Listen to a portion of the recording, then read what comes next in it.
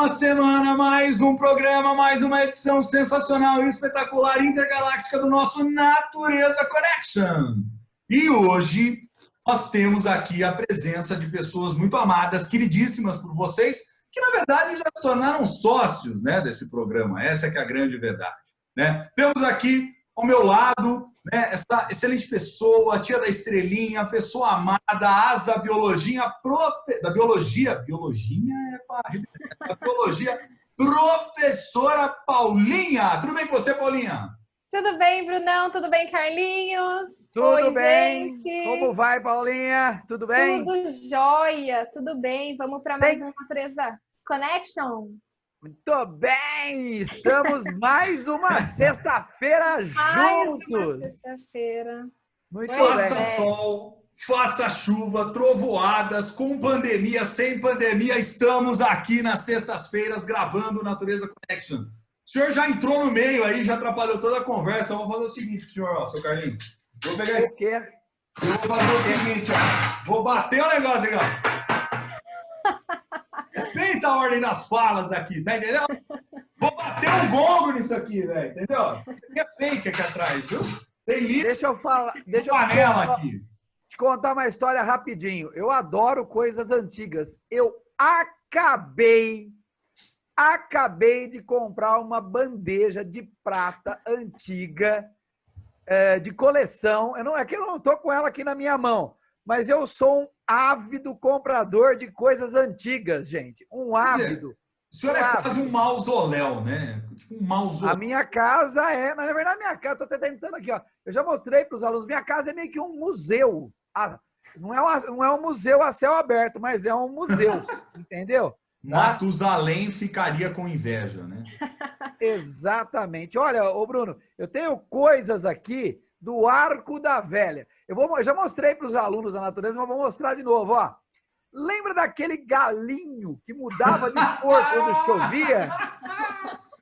Isso aí, velho, é porque assim, ó, isso aí, ó, era aquele que mudava de cor, né? Ficava meio azulzinho, meio vermelhinho, dependendo do tempo, né? Isso, o meu ficou carijó com o tempo. Paulinha, você tem algum elemento curioso aí para mostrar para todos os nossos queridos telespectadores? Olha, eu vou mostrar o meu porta-canetas, espectadores, que é feito de bambu. Olha só. Olha que chique. Não, mas aí... Confeccionado pelo meu pai. Muito fina, muito fina. Eu novamente, Legal, o né? café acabou. Brunão. Gente...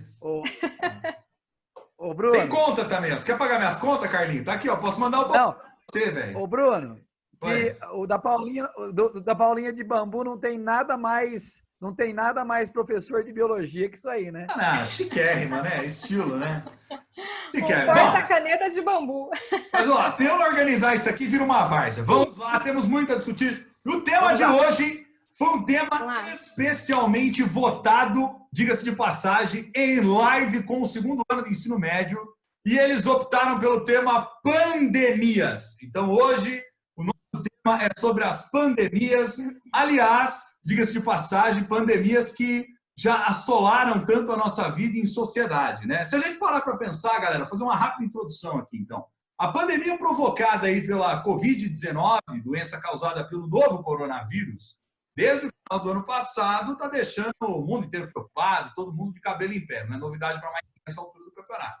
Ela nos levou principalmente a mudanças muito radicais na nossa vida, né, pessoal? E principalmente a maneira como a gente tem se relacionado uns com os outros. Aliás, mais do que isso, a pandemia ela trouxe alguns impactos importantes também em diversas áreas das nossas vidas, né? Da esfera econômica, passando por turbulências políticas no mundo todo, né? Transformações no nosso ambiente familiar, que passou a ser, em alguma medida, o espaço do descanso, mas também o espaço do trabalho para muitas pessoas. E a pandemia também tem dado conta de mostrar o quanto, infelizmente, vivemos num mundo onde a desigualdade assola diferentes povos, diferentes nações. No entanto, por incrível que pareça, né, não é novidade para nós, em termos de humanidade, falarmos justamente em pandemias. Muito pelo contrário, né, justamente nós temos aí, ao longo da nossa história, diferentes eventos, diferentes pandemias, diferentes momentos em que as doenças foram aí uma baita dor de cabeça e, mais do que isso, mudou profundamente o nosso estilo de ser, o nosso estilo de viver. Vou rapidamente recordar aqui de algumas que também estarão presentes no nosso bate-papo. Né? Tivemos, por exemplo, a varíola, uma das principais doenças que assolou a humanidade por mais de 3.000 anos, atingindo figuras históricas importantes como o faraó do Egito Antigo, Ramsés II, o rei Luís XVI da França. Tivemos a peste bubônica, causadora da peste negra, responsável por matar entre 75 e 200 milhões de pessoas no século XIV, mudando em definitivo o curso da história e quase que decretando o fim da Idade Média em alguma medida. A própria cólera, doença que assolou principalmente os países subdesenvolvidos e que é considerada até os dias de hoje uma pandemia. Cheguei a ver até alguns dados que mostravam que antes do coronavírus era uma das doenças que mais matava ainda no mundo, infelizmente. Tivemos a gripe espanhola, grande pandemia do século XX, que levou à morte entre 40 e 50 milhões de pessoas. E uma das últimas antes do coronavírus tinha sido a gripe suína, conhecida como H1N1, já no século XXI, que entre 2009 e 2010 levou a óbito mais de 18 mil pessoas mundo afora. E agora, no meio do olho do furacão, dessa tormenta, né, de toda essa loucura que estamos vivendo, né, neste dia 26 de junho de 2020, nós chegamos mundialmente, infelizmente, a 8 milhões, mais de 8 milhões 385 mil infectados e também mais de 450 mil mortos. Ou seja, é coisa séria, coisa importante. E eu quero começar fazendo uma pergunta para as mulheres. No caso, a mulher hoje presente, o Douglas bateu o faião com nós, não pôde estar presente aqui hoje, né? Acabou tendo outros imprevistos. E eu quero começar com a Paulinha fazendo uma pergunta muito simples, muito objetiva, que é o seguinte. Paulinha, pandemia, epidemia, vírus, bactéria, explica para a gente essa confusão toda aí do ponto de vista da biologia. Bom, vamos lá, Brunão. Bom, falando de epidemias e pandemias. A epidemia é uma determinada doença que vai acontecer em uma determinada região específica, né? Pode ser que pegue várias regiões, mas em um ponto específico, em uma área geográfica específica. Já a pandemia... Definida num espacinho, né? Não é um negócio que ocorre no mundo todo, tá num lugar. Isso, exatamente. Já a pandemia, ela pega o mundo inteiro. Ops, desculpa. Tá tranquilo, a câmera quase caiu aqui. Quando ela pega o mundo inteiro, né? Então, é um problema mundial. Então, essa é a grande característica, a grande diferença que a gente tem entre essas duas palavrinhas aí, epidemia e pandemia. Legal.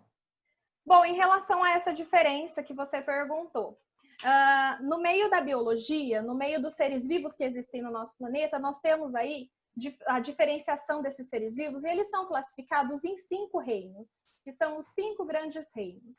Nós temos, começando pelos mais simples até os mais complexos.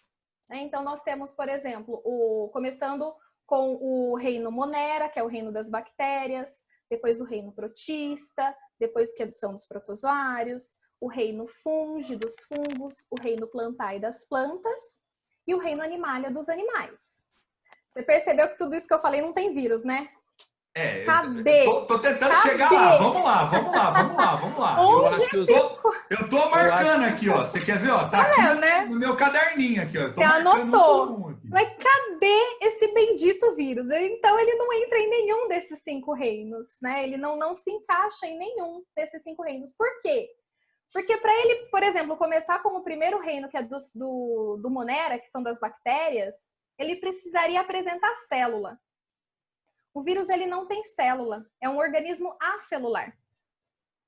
E isso gera um debate no meio da biologia, no meio dos cientistas, porque muitos cientistas caracterizam o vírus como um ser vivo e muitos cientistas classificam como não sendo um ser vivo. Isso por conta de várias características que ele apresenta. Por exemplo, o fato dele não ter célula, ele pode ser considerado um não ser vivo. Mas ele, dentro de um hospedeiro, ele apresenta todas as características de um ser vivo.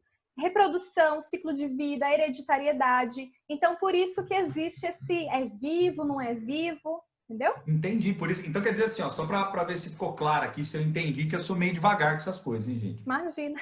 O vírus precisa do hospedeiro. Biologia, né? Biologia, exatamente. Você sabe, né, Carlinhos? Não é o nosso forte. Então, quer dizer, o vírus vai precisar do hospedeiro, seja um bichinho, um animal, seja o ser humano e tal, para poder se reproduzir. Isso, ele é considerado um hospedeiro intracelular obrigatório. O que isso significa? Ele só consegue ter o seu ciclo de vida se estiver inserido em uma célula. E ele pode hospedar qualquer célula. todos os seres que existem no planeta podem ser hospedados pelo vírus. Tudo. Uma outra curiosidade. Ou seja, tem alguém que conseguiu entrar em todos os reinos, é isso? Sim, exatamente. É isso? Muito bem observado, Carlinhos. E eu achando que o problema era só o Game of Thrones lá, de os tronos dos reinos e tal, né? Muito bem observado, adorei, Carlinhos. De uma certa forma, ele acabou entrando em todos os reinos, né? E isso torna ele extremamente perigoso, porque se ele pode entrar em todos os reinos, ele pode afetar todos os reinos. Sim, é isso? Exatamente. Ele pode afetar todos os reinos. Existem estimativas que dizem que existem 10 nanilhões de vírus.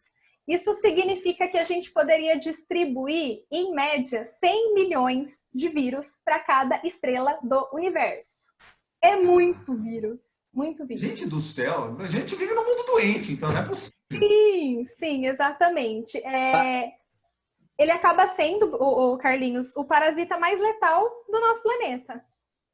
Nossa, por conta disso. Isso significa que se dentro desses reinos, né, dos outros reinos, não houver um sistema de defesa, ele é capaz de eliminar. Mas aí eu acho que tem um problema, uma curiosidade minha. Se ele eliminar todos os outros reinos, ele também morre, é isso? Sim, perfeita a sua observação. Nossa, gente, o Carlinhos está sensacional, né? Ô, Carlinhos, você fez aqueles diplomas de biologia, cara, também? Não é a distância, aqueles cursos não, da personal que tinha antigamente. Correspondência, né? Você sabe que eu estava vendo a aula da Paulinha, acho que o Bruno vai concordar comigo, sua aula é brilhante. Sensacional. E eu só prestei atenção. Olha que privilégio ser aluno da Paula. É só prestar atenção que a coisa conecta. Aliás, Brunão e Carlinhos também, né, gente? São sensacionais. Gostaria muito de ter tido professores como vocês. Não, vocês são sensacionais, gente. Bom, Paulinha, eu queria pegar carona numa coisa que você falou aí, que você falou da coisa da epidemia e tal, e eu queria jogar uma pergunta agora para o Carlinhos, para a gente integrar. Porque quando a gente fala em pandemia, epidemia, nós estamos falando de problemas que são transversais, concorda? Quer dizer, atravessa diferentes áreas, diferentes campos, por isso que, inclusive, estamos conectando eles aqui, né? Ô, Carlinhos, eu queria que você explicasse uma coisa para nós aqui, que é assim, talvez essa seja a primeira, vamos dizer assim, que por mais que pandemia dê essa ideia de atingir o mundo todo, mas talvez essa pandemia seja diferente, ela seja efetivamente global, vamos dizer assim, porque nós temos um outro processo de interligação das cidades, dos países. A globalização mudou muito o jeito como a gente vive, como a gente se relaciona numa escala interplanetária, né? Intermundial, né? Vamos dizer assim.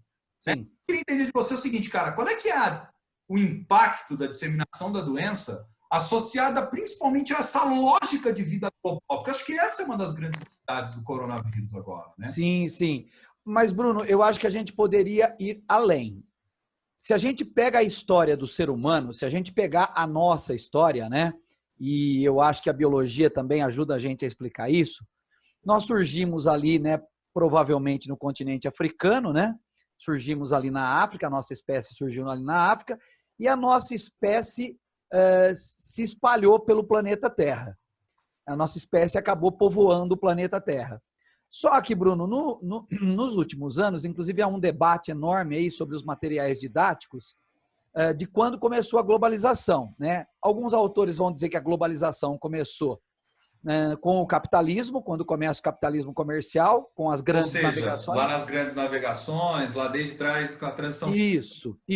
E tem gente que fala que não, que a globalização é um fenômeno que aconteceu depois do fim da Guerra Fria e da União Soviética. Então, algo mais recente. Mas se a gente for pegar a nossa história, desde o começo da nossa espécie, nós estamos andando pelo planeta. E conforme nós fomos andando pelo planeta, nós fomos ocupando o planeta. Eu tenho a impressão, e eu acho que a Paula vai concordar comigo, né, tirando vírus e bactérias que sempre foram muito bem sucedidos em se reproduzir, a nossa espécie também teve muito sucesso. Porque, Bruno, nós chegamos hoje a 7,7 bilhão de pessoas, nós estamos chegando num planeta com 8 bilhões de pessoas, né? Nós estamos chegando com 8 bilhões de pessoas, e desde a época das grandes navegações que nós estamos viajando com mais intensidade pelo mundo. Mas quando a gente volta na época das grandes navegações e fala de viajar com intensidade, eram apenas viagens comerciais. Então, se a gente voltar na história do capitalismo, as nossas viagens elas eram mais comerciais. Só que nos últimos anos, com esse novo fenômeno da globalização, que acabou a União Soviética e surgiu o capitalismo liberal, intensificou, Bruno. Bruno, eu vou te dar um número que é surpreendente. Fala aí, manda para mim. Vamos ver. Nós temos hoje, Bruno, no mundo, cerca, lógico que isso depende do momento tal, mas 200 mil voos diários. Uau. 200 mil voos circulando pelo planeta Terra. Isso dá uma média de mais de 30 milhões de pessoas viajando diariamente. E aí, Bruno, você imagina o seguinte, no mundo que a gente viaja desde que a nossa espécie existe, mas que nos últimos anos a gente intensificou por causa do fenômeno da globalização. Eu digo esse último, e do avião, você imagina o quão a gente circulou. E aí, Bruno, só para a gente terminar, para circular a ideia, você coloca o seguinte, nós temos que a maior parte da sociedade está vivendo em áreas urbanas. Então, você faz as pessoas circularem de uma forma monumental no mundo, 30 milhões de pessoas por dia, tá? E aí essas pessoas vão saindo de um lugar para o outro, Bruno, saem de um lugar para o outro, e ainda circulam em lugares que estão densamente povoados, como são as cidades, Bruno. Bruno, só para você ter uma ideia, a ONU criou, alguns anos atrás, uma terminologia chamada megacidade. Certo. Então, toda cidade que passar de 10 milhões de pessoas, agora eu chamo de megacidade. Bruno, imagina uma cidade que passou de 10 milhões de pessoas, já é algo fantástico, né? Aliás, é legal você colocar isso, eu quero fazer uma pergunta para a Paulinha, que é o... Manda bala. É dessas mega grandes cidades, inclusive, que surgiu o coronavírus. Porque quando a gente fala da China, é Wuhan, né? Wuhan, né? Wuhan, né?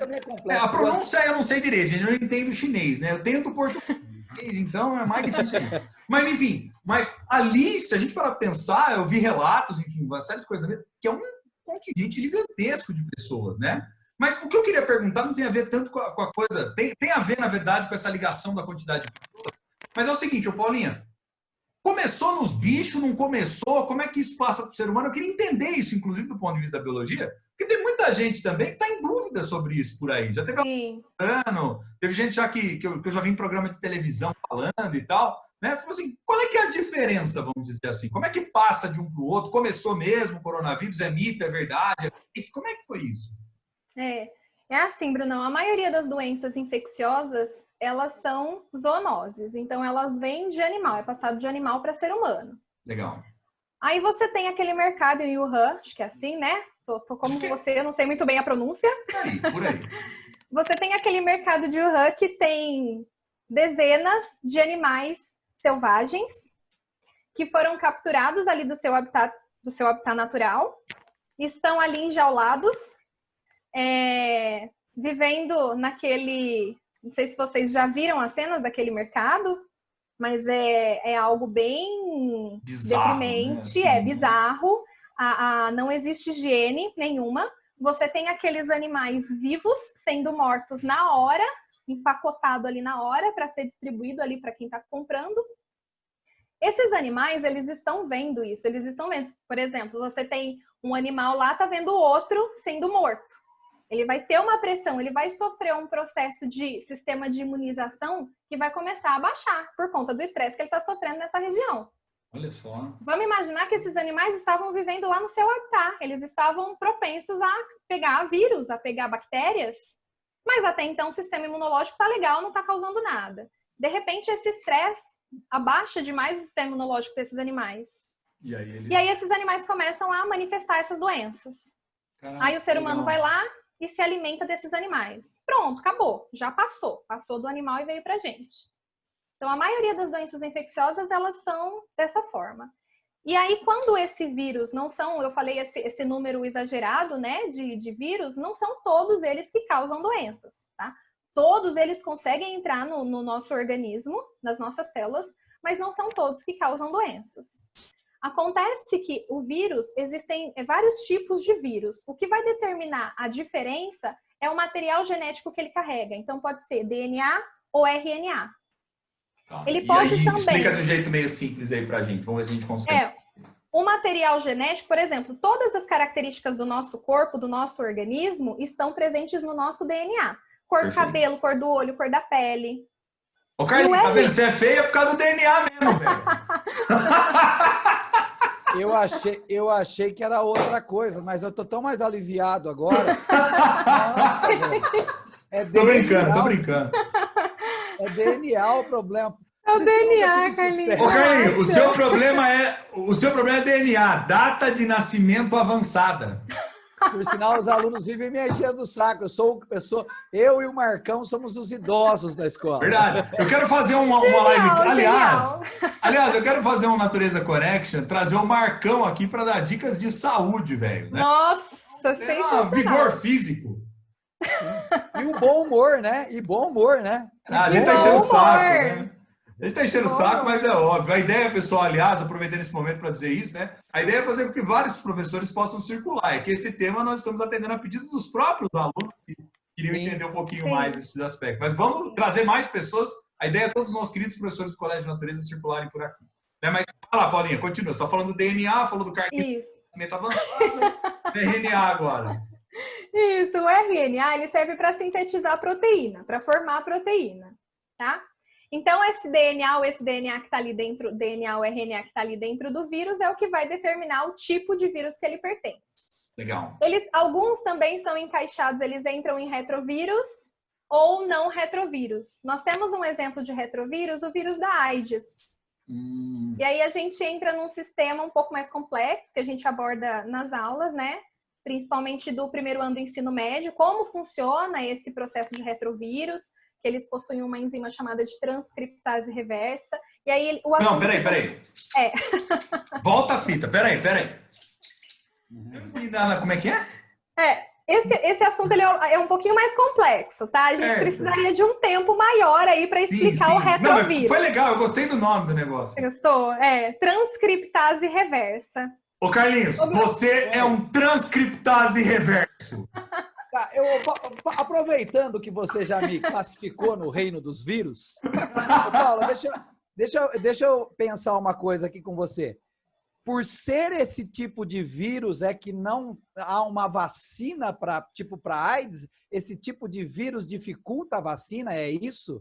Sim. O vírus da AIDS, ele vai afetar diretamente o sistema imunológico.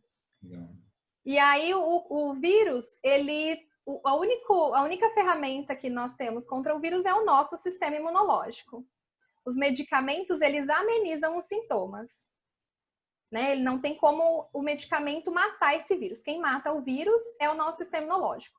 Como a AIDS... Pode falar, Brunão. Não, só antes de você concluir, porque você já emenda na sua própria explicação, que eu acho legal, do que você perguntou aí e jogou para a Paulinha.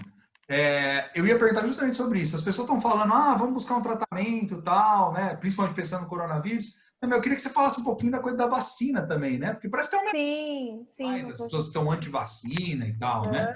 Por que a vacina é tão importante no final das contas, né? Sim, Então, só para concluir com o Carlinhos, aí eu já vou para as vacinas. E aí, Carlinhos, esse é um vírus complicado de combater porque ele afeta diretamente o sistema imunológico. Ou seja, ele mata os soldadinhos do nosso corpo. Os soldadinhos que combateriam eles são combatidos pelo vírus. E aí ele é esse vírus por causa dessa classificação que você deu? Quer dizer, quando o vírus é dessa classificação, ele tem essa característica, é isso? Exatamente. Como ele é um retrovírus, ele tem essa característica. Se alimenta, né? Isso. Cara, e aí, E aí, os coquetéis, por exemplo, que o pessoal, né, que a galera que tem AIDS toma, impede a produção dessa enzima, que faz a transcriptase reversa.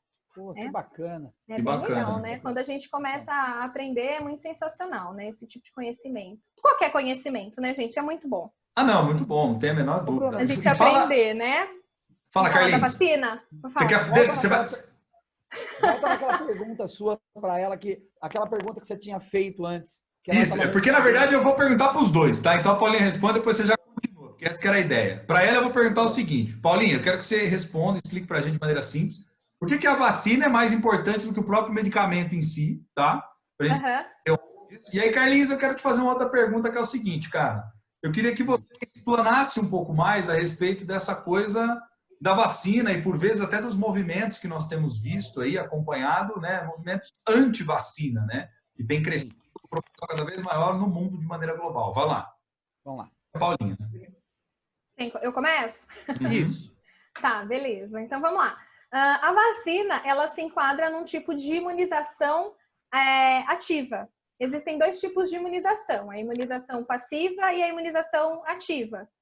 Quando a gente fala de vacina, é um tipo de imunização que nada mais é do que a introdução do agente que causa a doença. Então, pode ser um vírus enfraquecido, sempre enfraquecido. Pode ser o vírus enfraquecido, pode ser a proteína que o vírus produz. E aí, essa vacina, quando esse agente etiológico, esse agente que causa a doença, quando ele entra no nosso organismo, ele induz o nosso organismo a produzir anticorpos. Então, nós temos, por exemplo, quando a gente faz a dose da vacina, nós temos a imunização, o processo de imunização, que é a primária, que a gente fala, a primeira vez que a gente teve o contato ali com a vacina. Uhum.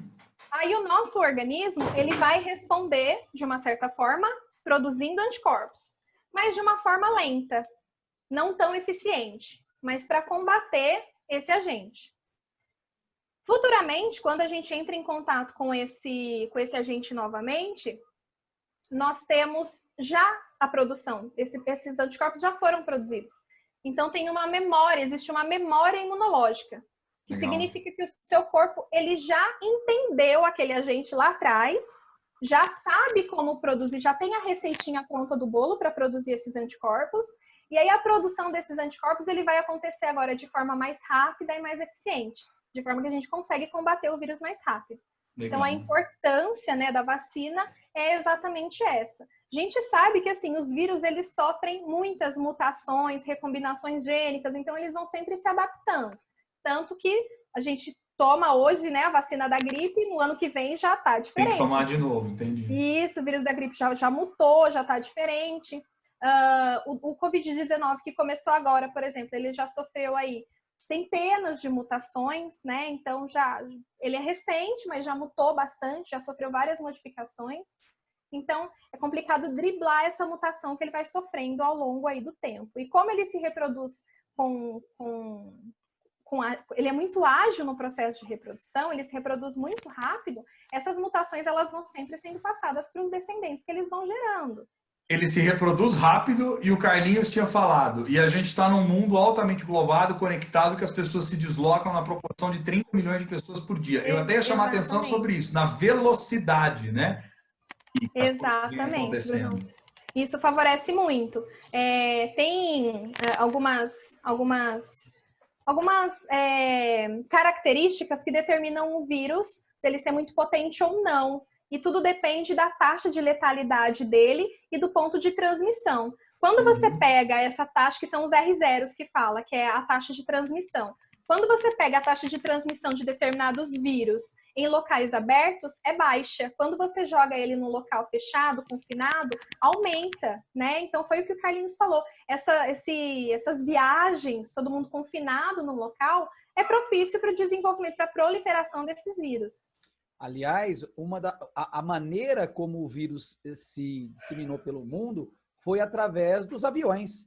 Foi através dos aviões, através das viagens, que o vírus conseguiu se disseminar pelo mundo todo. Ô Carlinhos, só fazer uma ponte aqui, porque é legal. Tanto é que quando a gente analisa os dados e vê, por exemplo, o quadro de disseminação do coronavírus, a gente vê que ele atingiu primeiro, né, as principais potências europeias, depois Estados Unidos, principais países da América Latina, principalmente as grandes cidades, que é onde você tem rotas muito intensas de aeronaves, e mesmo o continente africano, a parte que está mais sofrendo ainda é o norte da África e a África do Sul, se comparado ao meio da África, né, vamos dizer assim, a África Central, justamente por conta desse fluxo de pessoas, né? Sim. O Bruno, o que acontece é o seguinte, o capitalismo liberal, ele impulsionou com muito mais velocidade essa doença atual. Por quê? Porque com o capitalismo liberal e com as transações comerciais e com as viagens para passeio, As pessoas estavam muito mais impulsionadas a se deslocar, né? Hoje, o turismo é uma das bases da economia de vários lugares do mundo, principalmente da Europa. Então, você percebe que a Europa foi um foco para você acabar ajudando na disseminação da doença. Então, se você pensar que a doença começou na China, que é um grande polo comercial, a doença começou na China, que é um grande polo comercial. Lá na China, vamos pegar a situação. Você tem uma pressão enorme de crescimento populacional que destrói o habitat natural desses animais. Depois, na China, você tem uma culinária, não é só da China, tem que ficar muito claro isso. Sim. Essa questão de culinária exótica, Paula, acho que pode até ajudar a gente, porque no Brasil também temos essa questão de comer animais selvagens que tem aqui no Brasil, né, Paula? Sim, não é uma questão só da China, né? Não, não é uma questão só da China. Aqui também tem o consumo de animais selvagens. Isso só mostra para nós o quanto os próprios hábitos alimentares são tão diversos entre si, entre as culturas. Sim. Das nações, e a China tem um problema, né, Bruno? O histórico da China. A China é um país que vem de uma população rural, né? Quando você pega a Revolução dos anos 40, quando a China se transforma num país socialista, a população foi levada ao campo. Então, é uma população tipicamente rural que se transformou há pouquíssimo tempo, que está se transformando há pouquíssimo tempo numa população urbana. Então, essa população chinesa ainda é rural, com os hábitos da área rural, esse hábito de comer animais selvagens. Então, a culinária exótica da China, associada a essa situação dessa população que está se deslocando para as áreas urbanas agora.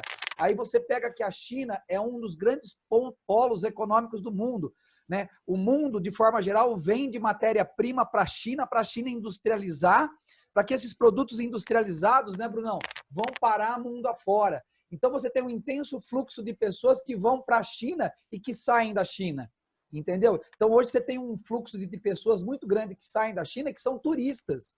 Sim. Gente que melhorou a qualidade de vida da China dos últimos anos, né? A China, ao ingressar nesse modelo econômico novo, que chama-se socialismo de mercado, né, Bruno? O modelo chinês, esse socialismo de mercado, fez com que milhares de pessoas pudessem ganhar uma condição de vida melhor na China e se deslocar para fora da China. Aí o vírus bate na Europa, né? Na Europa encontra uma condição de clima e também de circulação de pessoas muito grande e chega, por exemplo, dentro do Brasil, né? Tanto que no Brasil chega a Rio, São Paulo e ao Ceará, né? Fortaleza, que é os principais centros, enfim. Pessoal, a gente vai ter que nos caminhar para o fim aqui, já em virtude também do tempo do nosso programa, né? Mas eu queria só colocar um elemento interessante, Carlinhos, quando você falou do Brasil. Aliás, Brasil esse, e só para poder refrescar também um pouco a memória das pessoas, ficou durante muitos anos conhecido como o país das pandemias, viu? E das epidemias também. Essa que é a grande diferença.